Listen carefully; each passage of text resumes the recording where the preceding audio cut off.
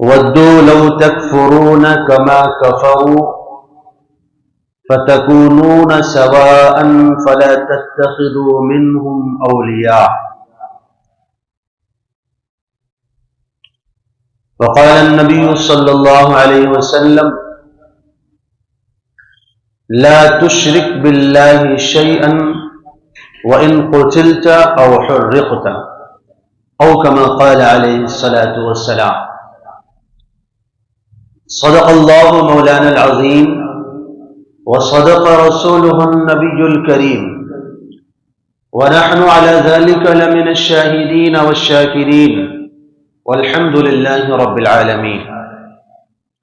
اللهم صل على سيدنا محمد وعلى آل سيدنا محمد وبارك وسلم. اللهم صل على سيدنا محمد وعلى آل سيدنا محمد وبارك وسلم. اللهم صل على سيدنا محمد وعلى آل سيدنا محمد وبارك وسلم. لائق صد احترام بزرگوں، عزیز ساتھیوں اور دوستوں، پچھلے ہفتے آپ حضرات کے سامنے ان تمام برائیوں کا ذکر کیا گیا تھا جن کے اندر شرک کی مشابہت پائی جاتی ہے، اور جو چیزیں ایمان کے عقیدے توحید کے خلاف ہیں، اور جن چیزوں کے اندر ذرہ برابر بھی غیر اللہ کی عبادت، غیر اللہ کی تعظیم، غیر اللہ کی عظمت کا شائبہ بھی پایا جاتا ہے، ان چیزوں کی ممانعت کا ذکر آپ کے سامنے آیا تھا. آج کی اس مجلس میں اسی سلسلے کو آگے بڑھاتے ہوئے میں آپ حضرات کے سامنے خصوصاً موجودہ زمانے میں اس ملک کے فرقہ پرست طاقتوں کی جانب سے، حکومتوں کی جانب سے مسلمانوں کے عقیدے توحید پر حملہ کرتے ہوئے، مسلمانوں کو ان کے ایمان سے، ان کے اسلام سے کاٹنے کی ناکام کوشش کرتے ہوئے جو نعرے، جو ترانے، جو الفاظ مسلمانوں پر مسلط کرنے کی کوشش کی جا رہی ہے، ان چیزوں کے تعلق سے آپ کے سامنے بات کی جائے گی. سب سے پہلے تو ہمیں یہ بات سمجھنا ضروری ہے کہ ہمارا یہ جو ملک ہے، اس ملک کی خدمت کے واسطے اور اس ملک کی تعمیر اور ترقی کے واسطے مسلمان قوم نے سب سے زیادہ قربانی پیش کی ہے. چاہے وہ مسلم حکمرانوں کا دور رہا ہو، چاہے وہ انگریزوں سے مقابلے کا اور جنگ کا دور ہو، مسلمانوں نے اس ملک کے واسطے اتنا خون بہایا ہے جتنا دوسری قوموں نے اس ملک کے لیے پسینہ بھی نہیں بہایا ہوگا. مجاہدین آزادی کے سرخیل شیخ الہند حضرت مولانا محمود حسن دیوبندی رحمۃ اللہ علیہ جنگ آزادی کے دنوں کا تذکرہ کرتے ہوئے فرماتے ہیں کہ جب 1857 کی جنگ آزادی ناکام ہو گئی تھی، اس کے بعد انگریز اس ملک کو ایک عیسائی ملک بنانا چاہتا تھا. اس لیے وہ مسلمانوں کو پکڑ کر گرفتار کر کے ان سے اقرار کرواتا تھا کہ اگر تم عیسائی مذہب قبول کر لو تو تمہارا جرم معاف کر دیا جائے گا. تم نے انگریز کے خلاف جو جنگ میں حصہ لیا ہے اور انگریز کے خلاف جو تم نے کارروائیاں کی ہیں، اگر تم ہمارے مذہب کو اپنا لیتے ہو، عیسائیت کو اپنا لیتے ہو، تو ہم تمہاری سزا کو معاف کر دیں گے. حضرت فرماتے ہیں کہ مسلمانوں کی لائن لگی ہوئی ہے، سامنے پھانسی کا تختہ پھندا لٹک رہا ہے، اور ایک کے بعد دوسرا پھانسی پر چڑھایا جا رہا ہے۔ لائن میں کھڑے ہونے والا ہر مسلمان اس بات کو دیکھ رہا ہے کہ ابھی چند منٹ کے اندر میرا نام زندوں سے مردوں میں شمار ہونے والا ہے اور میں زندوں کی فہرست سے نکل جانے والا ہوں۔ ابھی چند منٹ کے اندر میری زندگی کا خاتمہ ہو جائے گا۔ لیکن حضرت فرماتے ہیں ان تمام مسلمانوں کے بارے میں کوئی جھوٹ موٹ کبھی یہ نہیں کہہ سکتا کہ ان لوگوں نے موت کے ڈر سے، پھانسی پر چڑھائے جانے کے ڈر سے اور جان کے جانے کے ڈر سے کسی ایک نے بھی اپنے ایمان کو چھوڑ کر کے عیسائیت کو اپنایا۔ یعنی ان کی نظر میں جان کو قربان کر دینا آسان تھا، ایمان کا چھوڑنا آسان نہیں تھا۔ پھانسی کے تختے پر لٹک گئے، آگ میں بھون ڈالے گئے، پیٹ کو چیر کر گرم کھولتا ہوا تانبا ان کے پیٹوں میں ڈالا گیا، ساری پریشانیاں، ساری مشقتیں، ساری تکلیفیں برداشت کر لی۔ ایک بھی مسلمان ایسا نہیں تھا جس نے اپنے ایمان کا سودا کر کے اپنی جان کو بچانے کو ترجیح دیا کہ میں اپنی جان بچا لیتا ہوں، ایمان جا رہا ہے تو جانے دیں۔ ایک بھی مسلمان ایسا نہیں تھا۔ تو یہ قربانیاں ہیں ہمارے لوگوں کی، اس لیے ہمیں سکھایا گیا ہے کہ ہم اللہ تعالی سے ہمیشہ ایمان پر ثابت قدمی کی دعائیں مانگا کریں۔ یا مقلب القلوب ثبت قلبی علی دینک، اے دلوں کے پھیرنے والے میرے دل کو اپنے دین پر جما دے۔ نبی صلی اللہ علیہ وسلم نے دعا مانگی ہے، اللہم من احییتہ منا فاحیہ علی الاسلام، اے اللہ ہم میں سے جس کو بھی زندہ رکھنا اسلام پر زندہ رکھنا، ومن توفیتہ منا فتوفہ علی الایمان، اور ہم میں سے جس کو بھی موت دینا ایمان پر موت دینا۔ اللہم انی اعوذ بک من الفقر والکفر وعذاب القبر، اے اللہ میں آپ کی پناہ چاہتا ہوں فقر و فاقے سے، کفر و شرک سے اور قبر کے عذاب سے۔ یہ دعائیں رسول اللہ صلی اللہ علیہ وسلم نے ہمیں سکھائی، یہ بتانے کے لیے کہ ایمان کا سودا کسی بھی قیمت پر نہیں کیا جا سکتا، نہ مال کے بدلے، نہ جان کے بدلے، نہ اولاد کے بدلے، نہ کسی چیز کے بدلے۔ کوئی بھی نعمت، کوئی بھی دولت، کوئی بھی قیمتی سے قیمتی چیز دنیا کی ہو، ایمان کے مقابلے میں اس کو نہیں لیا جا سکتا۔ پچھلے ہفتے بھی میں نے آپ حضرات کے سامنے بتایا تھا کہ کسی چیز سے محبت کرنا، کسی چیز سے پیار کرنا، اس کے لیے ضروری نہیں کہ اس چیز کو معبود مانا جائے۔ جیسے ہم ماں سے محبت کرتے ہیں لیکن ماں کو معبود نہیں مانتے، اور بیوی سے محبت کرتے ہیں، بیوی کو معبود نہیں مانتے۔ اسی طرح وطن سے بھی محبت کرتے ہیں لیکن وطن کو معبود نہیں مانتے۔ ہم خانہ کعبہ سے محبت کرتے ہیں، اس کی طرف منہ کر کے نماز پڑھتے ہیں لیکن خانہ کعبہ کو معبود نہیں مانتے۔ قرآن کہتا ہے فَلْيَعْبُدُوا رَبَّ هَذَا الْبَيْتِ، ہم اس گھر کے رب کی عبادت کرتے ہیں، اس گھر کی عبادت نہیں کرتے۔ ہم رسول اللہ صلی اللہ علیہ وسلم سے محبت کرتے ہیں لیکن ہم رسول اللہ صلی اللہ علیہ وسلم کو محبوب مانتے ہیں، معبود نہیں مانتے۔ ہم نبی صلی اللہ علیہ وسلم کو معبود نہیں مان سکتے، چہ جائے کہ ہم وطن کو معبود مانے، زمین کو معبود مانے، یا کسی اور چیز کی بھی عبادت کریں۔ اور اگر کوئی انسان اپنی ماں سے محبت تو کرتا ہے لیکن اس کی عبادت نہیں کرتا، اس کو غدار نہیں کہا جائے گا۔ کوئی انسان اپنی بیوی سے محبت کرتا ہے لیکن بیوی کی عبادت نہیں کرتا، اس کو غدار نہیں کہا جاتا۔ کوئی انسان اپنی اولاد سے محبت کرتا ہے لیکن اولاد کی عبادت نہیں کرتا، اس کو غدار نہیں کہا جاتا۔ اسی طرح جو انسان اپنے وطن سے تو محبت کرتا ہے لیکن وطن کی عبادت نہیں کرتا، وہ بھی غدار نہیں ہے۔ ہر انسان کا اپنا طریقہ ہے،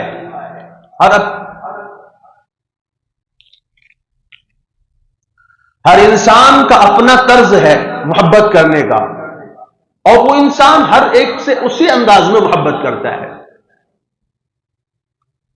موجودہ دور میں جو ہمارے ملک کے اندر ابھی پچھلے ماہ دسمبر کے مہینے میں پارلیمنٹ میں جو ایک بہت بڑی بحث چلی ہے، تقریباً 8-10 گھنٹے کی، کس مسئلے کو لے کر کہ وندے ماترم کے 150 سال مکمل ہو گئے ہیں۔ اب 150 سال مکمل ہونے کے بعد اس گیت کو، اس ترانے کو تمام وطن کے لوگوں کے لیے گانا ضروری ہے.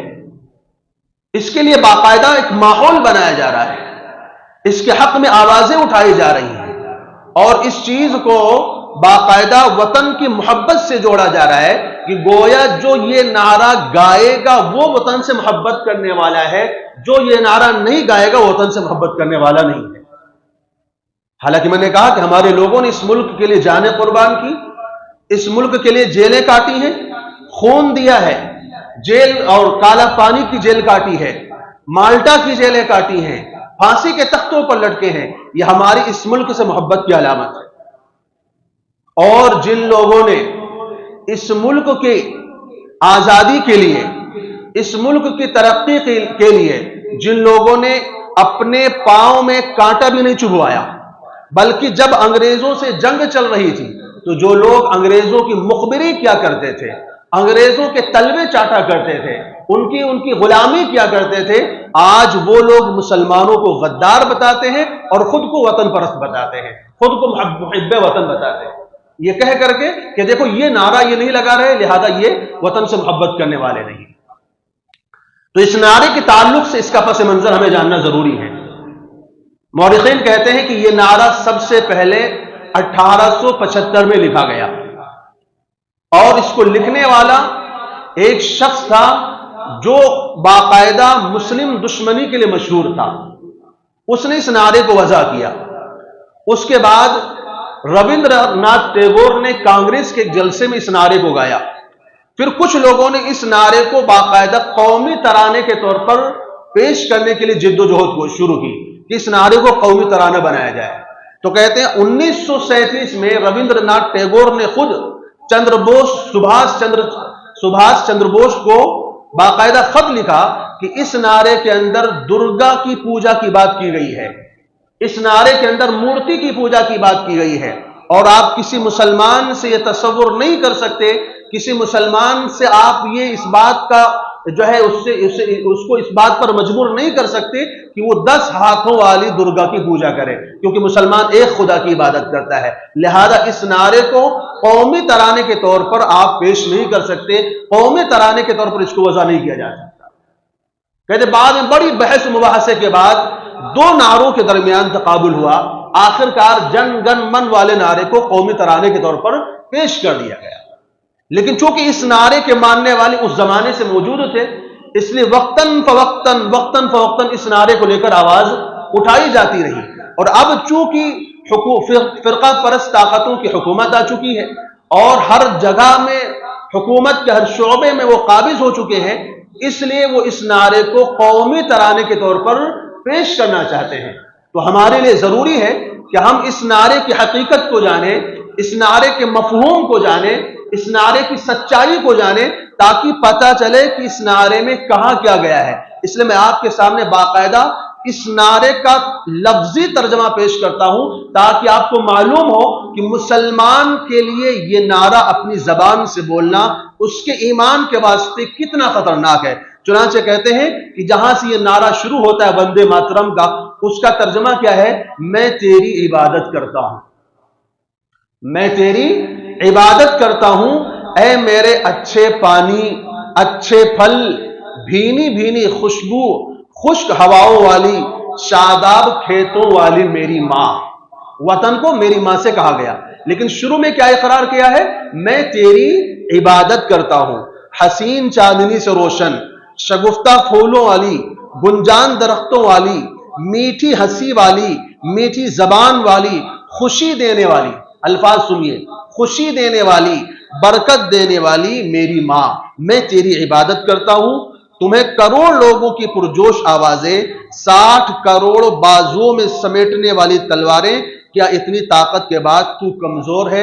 اے میری ماں, تو ہی میری قدرت ہے, تو ہی میری قوت بازو ہے, تیرے قدم کو چومتا ہوں, تو ہی میرا علم ہے, تو ہی میرا مذہب ہے, تو ہی میرا باطن ہے, تو ہی میرا مقصد ہے, تو ہی میرے جسم کی روح ہے, تو ہی میری بازو کی طاقت ہے, تو ہی دلوں کی حقیقت ہے, تو ہی محبوب مورتی مندر میں ہے, تو ہی محبوب مورتی مندر میں ہے, تو ہی درگا ہے 10 ہاتھوں والی, تو ہی درگا ہے 10 مسلح ہاتھوں والی، تو ہی کنول کے پھولوں کی بہار ہے، میں تیرا غلام ہوں، تیرے غلاموں کے غلاموں کے غلاموں کا غلام ہوں۔ یہ ترجمہ ہے اس نعرے کا جس نعرے کو آج حب وطن کے نام پر، وطن کی محبت کے نام پر تمام ملک کے باشندوں پر مسلط کرنے کی بات کہی جا رہی ہے۔ اب ذرا آپ سوچئے کہ اس نعرے کے اندر ہمارے عقیدے توحید پر کتنی سخت، خطرناک اور کتنی سخت بات کہی گئی ہے کہ اس میں 10 ہاتھوں والی درگا کی پوجا کی بات کی گئی ہے، اس میں وطن کی عبادت کی بات کی گئی ہے، اور مسلمان اللہ کے علاوہ کسی کی عبادت نہیں کرتا، مسلمان اللہ کے علاوہ کسی کو معبود نہیں مانتا، مسلمان اللہ کے علاوہ کسی اور کے سامنے سر جھکانے کی بات نہیں کرتا، تو مسلمان کو ایسے نعرے کے اوپر مجبور کرنا یہ کہاں سے درست ہو سکتا ہے؟ اور یاد رکھیں، بہت سے لوگ شرما شرمی میں، جے حضورے میں چلو ٹھیک ہے کہہ لیتے ہیں، کیا حرج ہے، ایسی باتیں کہہ دیتے ہیں۔ ان کو قرآن مجید کی ایک آیت سنا کر کے بتا دینا چاہتے ہیں۔ اللہ تعالیٰ فرماتے ہیں وَإِن تُطِعْ أَكْثَرَ مَن فِي الْأَرْضِ يُضِلُّوكَ عَن سَبِيلِ اللَّهِ، اگر آپ زمین میں رہنے والے اکثر لوگوں کی یعنی مشرکین کی بات مانیں گے، یہ مشرک تمہیں اللہ کے راستے سے ہٹا دیں گے، تمہیں اللہ کے راستے سے دور کر دیں گے اور تمہیں جہنم میں پہنچا دیں گے۔ قرآن کہتا ہے وَدُّوا لَوْ تَكْفُرُونَ كَمَا كَفَرُوا، یہ چاہتے ہیں کہ تم بھی انہی کی طرح کافر ہو جاؤ۔ وَدُّوا لَوْ تَكْفُرُونَ كَمَا كَفَرُوا فَتَكُونُونَ سَوَاءً، لہذا تم دونوں برابر ہو جاؤ۔ ایک مذہب، ایک قانون، ایک دستور کی بات کی جا رہی نا، سول کوڈ کی جو بات کی جاتی ہے کہ ایک مذہب ہوگا، ایک ملک ہوگا، ایک قانون ہوگا، ایک دستور ہوگا، اور سارے کو اس کو ماننا پڑے گا۔ آپ بتائیے ایسی شرکیہ باتیں کیا مسلمان تسلیم کر سکتا ہے؟ کیا مسلمان اپنے ایمان کا سودا کر سکتا ہے؟ اس لیے میں نے آپ کے سامنے اس نعرے کا لفظی ترجمہ سنایا ہے تاکہ آپ کو پتہ چل جائے کہ ہم اس نعرے کو اور اس شرکیہ جملے کو، اس کفریہ جملے کو اپنی زبان پر لا سکتے ہیں یا نہیں لا سکتے ہیں، کیونکہ اس کی شروعات ہوتی ہے وندے سے۔ وندنا کے معنی کیا آتے ہیں؟ وندنا کے معنی ہندوؤں کی کتابوں کے مطابق وندنا کے ایک معنی ہے عبادت کرنا، وندنا کے ایک معنی ہے پوجا کرنا، وندنا کے ایک معنی ہے کسی کے حد سے زیادہ تعظیم کرنا، وندنا کے معنی ہے پرارتھنا یعنی دعا کرنا، وندنا کے معنی ہے پرنام کرنا یعنی سلام کرنا، یہ وندنا کے معنی پائے جاتے ہیں۔ اور یہ تمام معنی مفہوم کے اعتبار سے ایک ہے، کیونکہ اس میں اپنے آپ کو چھوٹا مان کر کسی کے بڑا ماننے کی بات کہی گئی ہے، اور مسلمان بڑا صرف اللہ کی ذات کو مانتا ہے۔ ہم اللہ اکبر کے علاوہ کسی کی بڑائی کے قائل نہیں ہیں۔ ہم ہر اذان میں، ہر نماز میں، ہر وقت ہم سے جو اللہ اکبر کی صدائیں کہلوائی جاتی ہیں، یہ الفاظ ہمیں سکھائے جاتے ہیں یہ بتانے کے لیے کہ ہم اللہ ہی کی تعظیم کرتے ہیں، اللہ کے علاوہ کسی کی ہم تعظیم یا عبادت ہم نہیں کرتے۔ تو وندنا کے معنی عبادت کے آتے ہیں۔ چنانچہ آپ دیکھیے ہندوؤں کے یہاں شیو کی پوجا ہوتی ہے، تو شیو کی پوجا کو کہتے ہیں شیو وندنا۔ ان کے ہاں درگا کی پوجا ہوتی ہے، تو درگا کی پوجا کو کہتے ہیں درگا وندنا۔ ان کے ہاں سرسوتی کی پوجا ہوتی ہے، سرسوتی کی پوجا کو ہوتی ہے تو اس کی پوجا کو سرسوتی وندنا کہا جاتا ہے۔ ایسے ہی چونکہ ان کے مذہب میں ماں باپ بھی بھگوان کا روپ ہوتے ہیں، ڈاکٹر بھی بھگوان کا روپ ہوتے ہیں، تو وہ ماں باپ کے قدم چھوتے ہیں، ڈاکٹروں کے قدم چھوتے ہیں، اور کیا کہتے ہیں چرن وندنا، کسی کے قدم چومنا۔ تو اس معنی کے لیے لفظ استعمال کیا جاتا ہے۔ تو یہ معنی خود اس بات کو بتاتا ہے کہ اس کے اندر محبوب ہونے کے معنی نہیں بتائے گئے، کسی سے پیار کے معنی نہیں بتائے گئے ہیں، اس کے اندر وطن سے محبت کی بات نہیں کی گئی ہے، وطن سے عبادت کی بات کی گئی ہے، وطن کو معبود ماننے کی بات کی گئی ہے، وطن کے سامنے سر جھکانے کی بات کی گئی ہے، وطن کی عبادت کرنے کی بات کی گئی ہے۔ اور مسلمان وطن کی عبادت نہیں کرتا، مسلمان وطن سے محبت کرتا ہے لیکن وطن کی عبادت نہیں کرتا۔ اس لیے میں نے شروع میں ایک جملہ بولا تھا کہ کسی چیز کو محبوب ماننے کے لیے اس کی عبادت کرنا ضروری نہیں ہے. ہم ماں کو محبوب مانتے ہیں، پسند کرتے ہیں، پیار کرتے ہیں، لیکن ماں کی عبادت نہیں کرتے. اسی طرح وطن سے محبت ہمارے ایمان کا حصہ ہے. وطن سے محبت ہمارا اسلام ہمیں سکھاتا ہے. وطن سے محبت ہمارا نبی ہمیں سکھاتا ہے کہ ہمارا نبی مکے کو خطاب کر کے کہتا ہے، اے مکہ تو ساری زمینوں میں مجھے سب سے زیادہ محبوب ہے، ساری زمینوں میں سب سے زیادہ پسندیدہ زمین ہے، ساری زمینوں میں سب سے زیادہ بہترین زمین ہے. میں یہاں سے جانا نہیں چاہتا تھا. اس ملک، اس شہر کے لوگوں نے اگر نکلنے پر مجبور نہ کیا ہوتا، میں کسی بھی قیمت پر تجھے چھوڑ کر جانے والا تھا. تو یہ وطن سے محبت کا اعلان ہمارے نبی نے کیا ہے. لہذا ہم جہاں بھی رہیں گے، جس ملک میں بھی رہیں گے، اس ملک سے محبت کریں گے، اس ملک کے وفادار رہیں گے، اس ملک کے غداروں سے مقابلہ کریں گے، اس ملک کے دشمنوں سے ہم مقابلہ کریں گے. لیکن آپ اگر یہ چاہتے ہیں کہ ہم محبت کے نام پر وطن کی عبادت کرنے لگ جائیں، محبت کے نام پر ہم وطن کی پوجا کرنے لگ جائیں، محبت کے نام پر ہم وطن کی وندنا کرنے لگ جائیں اور وندے ماترم جیسے شرکیہ لفظ ہم بولنے لگ جائیں، یہ نہیں ہو سکتا، یہ ناممکن ہے. ہم اپنے ایمان کا سودا نہیں کر سکتے، کسی بھی قیمت پر ہم ایمان کا سودا نہیں کر سکتے. تو یہ تو بات ہوئی آپ کے سامنے وندے ماترم کی. ایک دوسرا نعرہ بھی لگایا جاتا ہے، بھارت ماتا کی جے. یہ بھی نعرہ لگانے پر لوگوں کو مجبور کیا جاتا ہے. اور کیا کہا جاتا ہے، بھئی آپ یہ نعرہ کیوں نہیں لگاتے، آپ بھارت ماتا کی جے کی بات کیوں نہیں کرتے. اور بہت سے سیدھے سادھے مسلمان بھی اس بہکاوے میں آ جاتے ہیں کہ بھائی اس میں وطن کی زندہ باد ہونے کی بات کہی گئی ہے، وطن کی تعظیم، وطن کی جو ہے زندہ بادی کی اور وطن کی آبادی کی بات کی گئی ہے، تو اس میں آپ کو بولنے میں کیا حرج ہے. تو آپ کو بتا دینا چاہتے ہیں کہ یہاں پر اس معنی کے اندر بھی مکمل طور پر شرکیہ معنی پایا جاتا ہے. وہ کس اعتبار سے، ایک تو یہ ہے کہ کہتے ہیں بھارت ماتا، جس کو کہتے ہیں بھارت ماتا سے مراد وطن نہیں ہے ان کی نظر میں، بلکہ بھارت ماتا سے مراد دیوی ہے. آپ دیوی کی جے کریں گے، آپ دیوی کی جے جےکار کریں گے، آپ دیوی کی تعظیم کریں گے، آپ دیوی کی عبادت کریں گے. کیوں؟ کیا دلیل ہے کہ بھارت ماتا سے مراد یہ ملک نہیں بلکہ دیوی ہے؟ پورے ملک کے اندر 4 مندر ایسے ہیں جو بھارت ماتا کے نام سے جانے جاتے ہیں. ایک ہریدوار میں ہے، اجین میں ہے، بنارس میں ہے، اور ایک اور کسی جگہ پر. 4 مندر اس ملک میں موجود ہیں جو بھارت ماتا کے نام سے جانے جاتے ہیں. یہ کیا بتاتا ہے کہ بھارت ماتا سے مراد یہاں پر ملک نہیں ہے، بھارت ماتا سے مراد ان کی ایک دیوی ہے. اور آپ جانتے ہیں ماتا کہتے ہی دیوی کو ہیں. ماتا کس کو کہتے ہیں؟ بھئی درگا ماتا، سیتا ماتا اور سرسوتی ماتا، فلا ماتا، مولا یہ ماتا. تو یہ جو ماتا کن کو پکارتے ہیں؟ ماتا دیویوں کو کہا جاتا ہے جن کی پوجا کرتے ہیں. تیسری بات، RSS نے بھارت ماتا کا ایک تصویر انہوں نے جاری کی ہے. RSS والوں نے اس تصویر میں کیا دکھایا گیا ہے، ایک عورت ہے جس کے کئی سارے ہاتھ ہیں، اس کے ایک ہاتھ میں ترشول ہے، ایک ہاتھ میں تلوار ہے، ایک ہاتھ میں بھگوا جھنڈا ہے، اور وہ عورت جو ہے وہ ایک شیر کے اوپر سواری کر رہی ہے. اب بتائیے کیا بھارت ملک کی ایسی کوئی تصویر ہے؟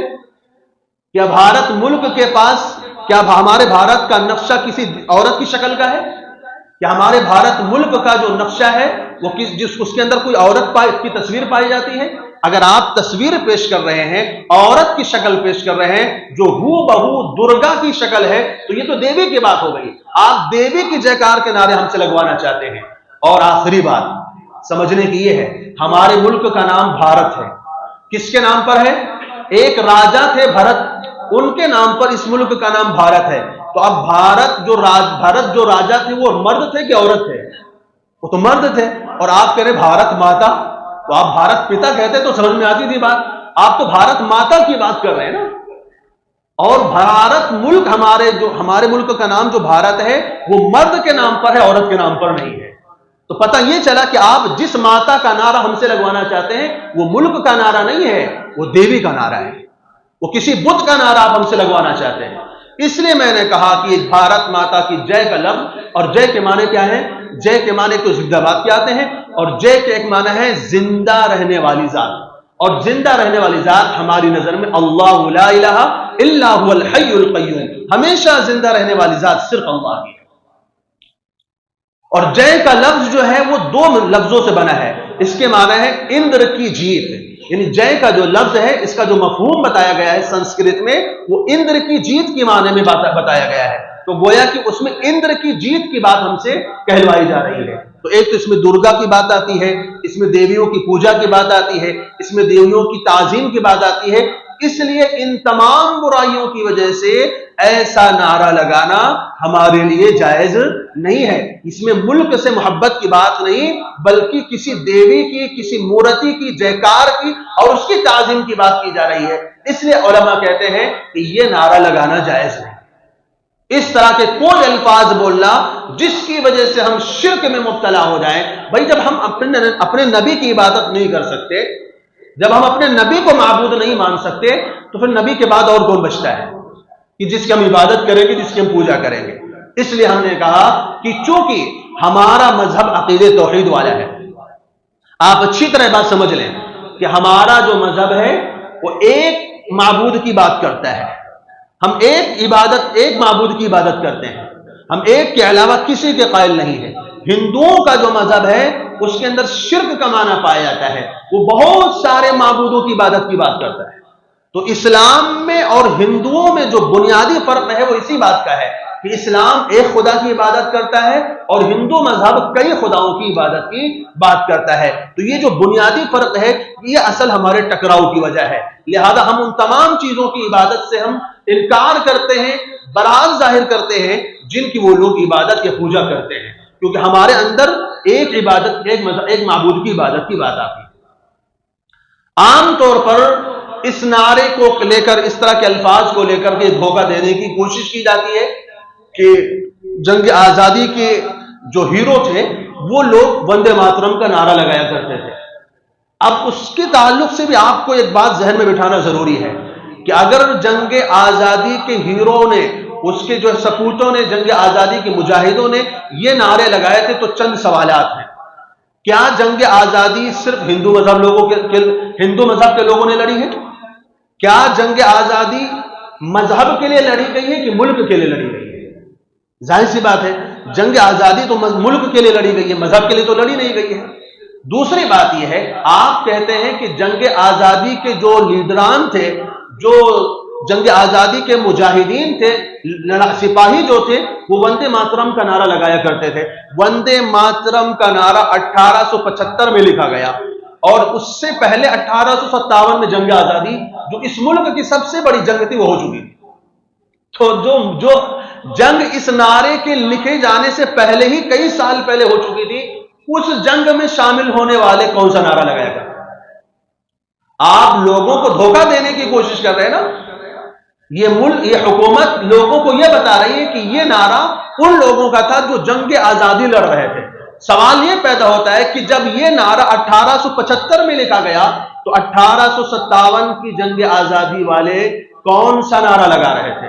اور 1826 کے اندر شاہ اسماعیل شہید دہلوی نے جو بالا کوٹ کے میدان میں انگریزوں سے مقابلہ کیا تھا وہ لوگ کون سا نعرہ لگا رہے تھے؟ اس سے پہلے 1757 میں اور پھر 1783 میں، 1775 میں، 1793 میں اور 1799 میں ٹیپو سلطان کی فوجوں نے جو انگریز سے مقابلہ کیا تھا اس ملک کی آزادی کے لیے، وہ لوگ کون سا نعرہ لگا رہے ہیں؟ ہاں، بعد کے لوگوں نے یہ نعرہ لگایا ہے. بعد کے لوگوں نے یہ نعرہ، کچھ انقلابی لوگوں نے وندے ماترم کا نعرہ لگایا ہے. تو وہیں پر کچھ لوگ وندے ماترم کا نعرہ لگایا کرتے تھے اور کچھ لوگ انقلاب زندہ باد کا نعرہ لگایا کرتے تھے. جو غیر مسلم ہوا کرتے تھے، جو ہندو ہوا کرتے تھے، انہوں نے وندے ماترم کے نعرے لگائے. جو مسلمان ہوتے تھے وہ انقلاب زندہ باد کے نعرے لگائے. ایسا نہیں ہے کہ اس ملک کے لیے صرف ہندوؤں نے قربانی دی ہے، بلکہ ہر قدم پر، ہر محاذ پر، ہر جگہ آپ دیکھ لیجئے شہیدوں میں مسلمانوں ہی کا نام سب سے زیادہ نظر آتا ہے. آپ جا کر کے کسی بھی علاقے میں کسی بھی جنگ کی بات دیکھ لیجئے، قربان ہونے والوں میں 60 سے 70% مسلمان ہیں. تو وہ لوگ تو ایسا شرکیہ نعرہ نہیں لگاتے تھے، وہ تو ایسا کفریہ نعرہ نہیں لگاتے تھے. اس لیے آپ لوگوں کو دھوکہ دینا بند کیجئے کہ جنگ آزادی کے مجاہدین اور جنگ آزادی کے جو ہیرو تھے وہ اس نعرے کو لگایا کرتے تھے. کچھ لوگوں نے اگر یہ نعرے لگائے ہیں لیکن جنگ آزادی صرف انہوں نے نہیں لڑی، ان سے 100 سال پہلے، 150 سال پہلے سے جنگ آزادی چل رہی تھی. یہ آخری زمانے کے کچھ لوگوں نے اس نعرے کو لگایا اور آخری زمانے میں جب اس نعرے کو مسلط کرنے کی کوشش کی گئی تو میں نے بتایا کہ باقاعدہ اس بات کو ربندر ناتھ ٹیگور نے خط لکھ کر کے اس کو منع کیا کہ مسلمانوں کو اس نعرے پر مجبور نہ کیا جائے، کیونکہ اس کے اندر درگا کی پوجا کی بات کی گئی ہے۔ تو مسئلہ یہ ہے کہ ہمارے لیے ضروری الفاظ نہیں ہے، جذبہ ضروری ہوتا ہے۔ مسلمان جو ہے وہ اپنے انداز سے ملک سے محبت کرے گا، ہندو جو ہے اپنے انداز سے اپنے الفاظ کے مطابق نعرے لگائے گا، سکھ جو ہے وہ اپنے الفاظ کے مطابق نعرے لگائے گا، عیسائی جو ہے وہ اپنے الفاظ کے مطابق نعرے لگایا جائے گا۔ آپ ایک مذہب کے نعرے کو، ایک مذہب کے الفاظ کو دوسرے مذہب والوں پر کیسے مسلط کر سکتے ہیں؟ ہم نے کب تم سے کہا کہ تم اللہ اکبر کے نعرے لگایا کرو؟ ہم نے تم سے کب کہا ہے کہ تم لا الہ الا اللہ کے نعرے لگایا کرو؟ ہم نے تم سے کب کہا ہے کہ تم محمد رسول اللہ کا کلمہ پڑھا کرو؟ ہم اپنے مذہب پر عمل کرتے ہیں، تم اپنے مذہب پر عمل کرتے ہوئے ہم اپنے طور پر ملک کے وفادار ہیں، تم اپنے طور پر ملک کے وفادار۔ اور مسلمان کبھی بھی اس ملک کا غدار نہیں رہا ہے۔ مسلمان نے ہمیشہ اس ملک کی تعمیر اور ترقی کے لیے کام کیا ہے۔ یہ بلند بالا عمارتیں، یہ تاریخی عمارتیں اور مشہور شاہراہیں، اور اس ملک کی ترقی اور اس کی جو ہے کامیابی کے لیے اور اس کی سربلندی کے لیے ہمارے بزرگوں نے اور ہمارے آبا اور اجداد نے جو کارنامے انجام دیے ہیں، اس کو تم چاہ کر بھی نہیں جھٹلا سکتے۔ تم کتنا بھی اتہاس بدلو، تاریخ بدلو، لیکن ان کارناموں کو تم مٹا نہیں سکتے ہو، کیونکہ اس ملک کے لیے سب سے پہلا راکٹ ایجاد کرنے والا ٹیپو سلطان تھا، اور اس ملک کو جو ہے ایٹمی طاقت بنانے والے کا نام APJ عبد الکلام تھا۔ تو ملک کے واسطے مسلمانوں نے جو کچھ کیا ہے اس کو آپ جھٹلا نہیں سکتے۔ اس لیے آپ اپنے مذہب کی چیزوں کو، شرکیاں چیزوں کو مسلمانوں پر مسلط کرنے کی کوشش نہ کریں۔ اسکولوں کے اندر بچوں کو باقاعدہ مجبور کیا جاتا ہے۔ اسکولوں کے اندر کہتے ہیں بعض اسکولوں میں شلوک پڑھائے جاتے ہیں، بعض اسکولوں میں وندے ماترم کے نعرے لگانے پر مجبور کیا جاتا ہے، بعض اسکولوں میں مورتی کے اوپر، بھارت ماتا کی مورتی کے اوپر مالا اور پھول چڑھانے کی بات کی جاتی ہے، کہیں پر سورہ نمسکار کی بات کی جاتی ہے، کہیں پر کسی چیز کی بات کی جاتی ہے۔ یہ وہ سارے کام ہیں جو شرکیہ کام ہے اور اس سے ایمان جاتا ہے۔ مسلمانوں کو بھی سوچنا چاہیے کہ ایسی تعلیم ہمارے لیے ضروری ہے کہ پھر ہمارے لیے اپنا ایمان ضروری ہے۔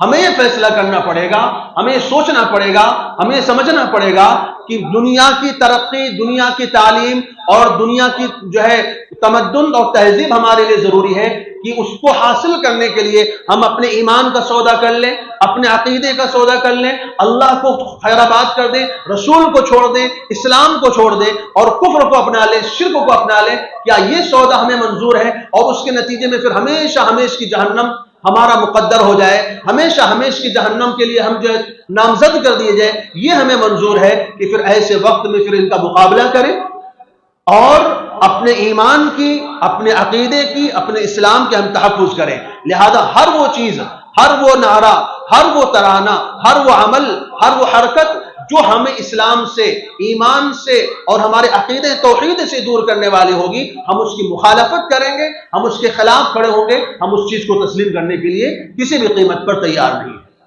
موجودہ زمانے میں ہمارے لیے جو کرنے کی چیزیں ہیں وہ ایک سب سے پہلی چیز یہ ہے کہ ہم سب سے زیادہ اللہ سے، اس کے رسول سے محبت کریں۔ یہ ہمارا ایمان کا حصہ ہے۔ اللہ اس کے رسول کی محبت کے بغیر کوئی ایمان ہمارا قبول نہیں ہے۔ دوسرے نمبر پر اسلام کے تعلق سے، عقیدے آخرت کے عقیدے کے تعلق سے، جنت کے تعلق سے، جہنم کے تعلق سے، فرشتوں کے تعلق سے، اللہ کے، اس کے رسول کے تعلق سے جو شبہات ہمارے اندر پیدا کرنے کی کوششیں کی جا رہی ہیں، ان شبہات کی طرف توجہ نہ کریں، اور جو باصلاحیت اور باقاعدہ متبحر علماء دین ہیں، ان کی صحبت اختیار کریں، ان کی رہنمائی حاصل کریں، ان سے پوچھ کر عمل کریں، تاکہ ہمارے ایمان کی حفاظت ہو سکے، ہمارے عقیدے کی حفاظت ہو سکے۔ اور خصوصاً نئے زمانے کے جو مسلم جو ہے اپنے آپ کو مسلم معلم کے طور پر پیش کرتے ہیں اور مسلم اسکالر کے طور پر پیش کرتے ہیں، جنہوں نے باقاعدہ دین کی تعلیم نہیں حاصل کی ہے، جنہوں نے کسی استاد سے، کسی معلم سے قرآن کو نہیں سمجھا ہے، حدیث کو نہیں سمجھا ہے، ایسے لوگ سب سے زیادہ سبب بن رہے ہیں الحاد کا، کفر کا، شرک کا، بے دینی کا اور مسلمانوں کے اندر گمراہی کے پھیلنے کا، ایسے تمام لوگوں کا بائیکاٹ کرنا چاہیے اور ایسے لوگوں کی باتیں، ان کے بیانات، ان کی کتابیں بالکل بھی نہیں دیکھنی چاہیے، ورنہ پھر ہمارا ایمان کا بیڑا غرق ہو جائے گا۔ اور آخر میں ہمیں جو ہے ہر حال میں اللہ تعالیٰ سے دعا کرنا ہے، اللہ تعالیٰ سے اس بات کو مانگتے رہنا ہے کہ اللہ ہمیں اسلام کی حالت پر زندہ رکھ اور ایمان کی حالت پر ہمیں موت عطا فرما۔ اسی عقیدے کے ساتھ ہم دنیا میں زندہ رہیں گے اور اسی عقیدے کے ساتھ ہم دنیا سے جائیں گے۔ اگر کوئی اس عقیدے پر آ کر حملہ کرنے کی کوشش کرے گا، اس عقیدے کو ہم سے چھیننا چاہے گا اور وطن کی محبت کے نام پر، ملک کی محبت کے نام پر، قوم کی محبت کے نام پر یا اور کسی وفاداری کی ثبوت کے طور پر اگر ہم سے کوئی شرکیہ، کفریہ یا اور کسی